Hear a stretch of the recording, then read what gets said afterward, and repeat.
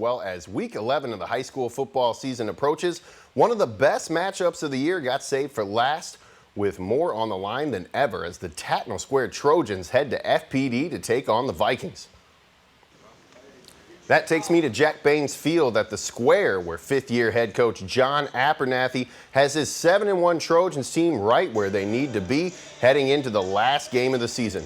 After falling to Brookstone in week 1, these Trojans have rattled off 7 straight wins to get a shot at the Region 6 4A title come Friday night when they head 4 miles southwest to George S. Johnson Memorial Stadium to take on 8-1 FPD.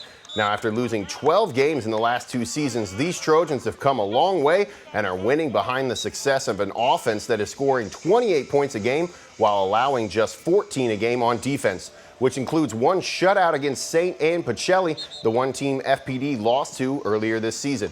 But even with blowout wins, this team has faced adversity this season, including the 10-point comeback victory over John Millage last week after 3 turnovers in the first half, their first win over JMA since 2011.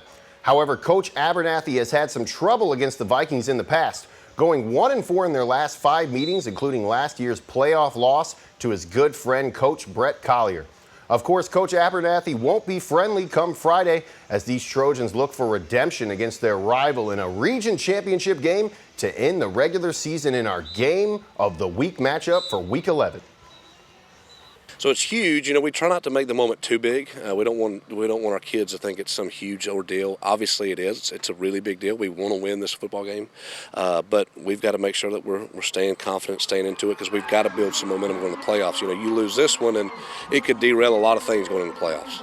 So he's actually one of my good buddies. So there's a lot of friendly competition. And of course, I want to beat him. I want to beat him every time we play him. But it hadn't gone too well for us. But yeah, absolutely. He's somebody I talk to about 2 to 3 times a week. We go to Waffle House after games. I don't know that we'll go to Waffle House after this game, but I want him to be very successful, but I do not want him to be successful Friday night. We just need to start off fast this game. Instead of starting off slow, we got a little too much confidence going into the game. We got a little too cocky, I think, and we played down to their level. We need to play up to our level and what we're capable of, so hopefully we can do that this game. No red at school this week. It's hate week all week, baby. That FPD chemistry, it's not there, so I don't like them any sport, baseball, softball, football, basketball, wherever I see red.